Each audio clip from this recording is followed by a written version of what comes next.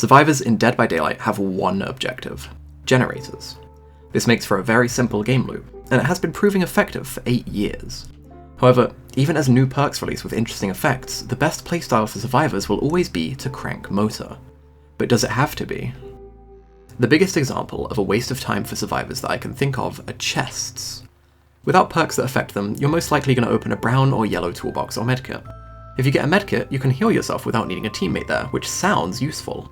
However, currently on live servers, it takes 10 seconds to open the chest, and 24 seconds to self-heal with a brown or yellow medkit.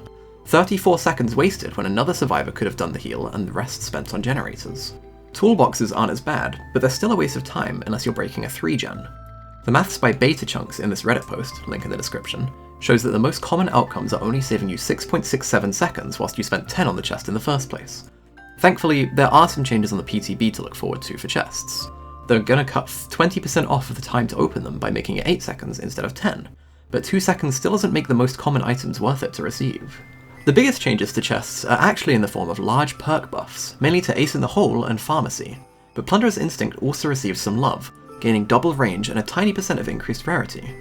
Ace in the Hole can now have iridescent rarity add-ons, meaning you can potentially farm brand new parts and insta-heals, and you're guaranteed a second add-on instead of only a 50% chance. They also removed the injured requirement from Pharmacy, making it even faster and much quieter. These perk changes make chests worth opening, but why do you have to be running perks to make it not a waste of time? Obviously, it isn't the item's fault for the time loss, and the last thing anyone would want would be for toolboxes to be buffed. But I do believe that you should get more than a participation trophy to drop in front of the killer to beg for your life. Chests aren't the only waste of time in the game though, and we'll come back to discuss a way we can fix them after the next thing that becomes useless without perks: totems. Do you ever wonder why they added 5 random objects around the map which, without perks, just act as bloodpoint packs for survivors if they'd rather touch bones than gens? 'Cause I do. Well, back in the day when killers weren't so good at their job, survivors could cleanse all 5 of these totems before the last gen finished to mitigate a potential no-ed. But it's almost 2025, and no one has time for that anymore. And even if they did, no-ed usually gets about 1 down before someone sees the aura of it and gets rid of it anyway. Of course, with perks, totems aren't useless or a waste of time, as cleansing Ruin or Devour is usually always a good idea, unless you're solo queue and they also have Pentimento. Boons aren't even really worth the time they take to set up, as the only helpful boons are Circle of Healing and sometimes Exponential if the killer loves slugging in the blue zone. Circle of Healing takes 14 seconds to set up and saves you 8 seconds on heals, so realistically you need 2 people to be healed in the zone for it to have any value. Exponential is arguably more useful as it allows survivors to pick themselves up, but slugging is rare enough and the chances of being slugged next to where someone managed to get a boon down is rare unless the survivor tries forcing it. But just like items, boons don't necessarily need to be buffed, although I think some of them should be. Illumination, I'm looking at you. But again, we're not done listing the side objectives yet, so we'll come back to it later. In the Doomed Course chapter, our new survivor is actually getting another invocation. It's not particularly worth the time spent in the basement, or the permanent broken status effect, but it does allow for wall hacks on the killer, even in chase, so it might be helpful somewhat, especially with Eyes of Belmont. When Invocations originally released, they took 120 seconds, which was immediately reduced to 60 seconds, as who in their right mind thought it'd be a good idea for a perk to take 33% longer than a generator, and should also make you broken for the whole trial. Even the maths on weaving spiders doesn't work, as you're losing 10 seconds in total, but it can help in 3-gen scenarios. The point I've been trying to make is that all actions that survivors can perform, apart from altruistic ones, are net losses on time, and survivors should just stay on generators while they're not being chased or unhooking. But I believe that's such a boring way to play the game, and I think other playstyles should be viable. A perk that hasn't seen use since the character released is Overzealous, a Hattie perk. It makes it so that when you cleanse or bless a totem, your repair speed is increased by 10% until you lose a health state, doubled against Hex totems. On paper it seems like a really funny perk, but in reality it's only 1% more effective than Resilience. Now I'm not suggesting Overzealous should be base kit, but my idea to incentivize side objectives is definitely adjacent to something like that. I believe that survivors performing non-altruistic side objectives, not including killer interactions, should gain some kind of status effect. Let's call it Inspiration for now. When a survivor opens a chest, which will take 8 seconds in the next chapter, they gain 8 seconds of Inspiration to make up for the time lost on the side objective.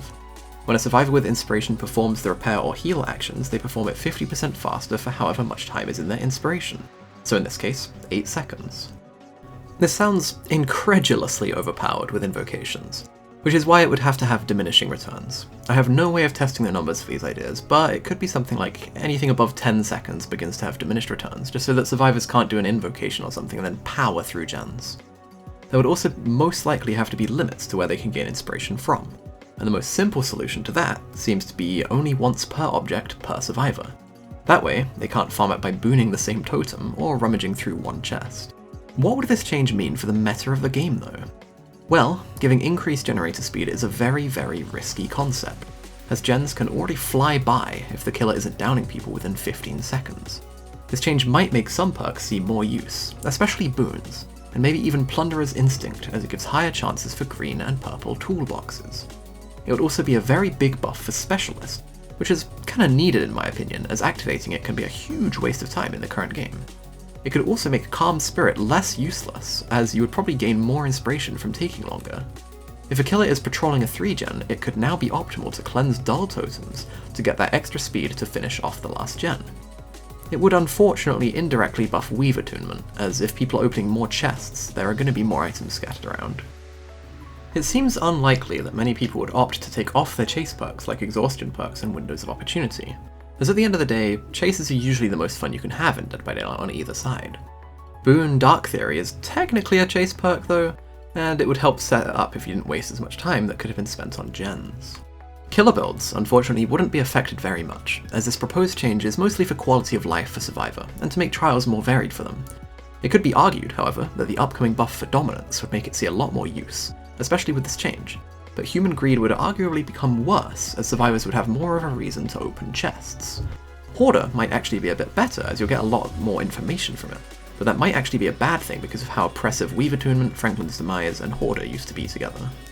There are probably a lot more things a change like this would affect, but with how creatively useless all the new perks are becoming, except you shoulder the burden, you're awesome. We kinda need something like this to warrant the existence of Invocations and Specialist, Moment of Glory, etc. Anyway, that's all I have to discuss today. Tune in next week for my ideas on how they can make Boons worth running. Leave a comment on what you think about the state of side objectives or your thoughts about this proposed inspiration idea. And as always, I hope you have a nice rest of your day.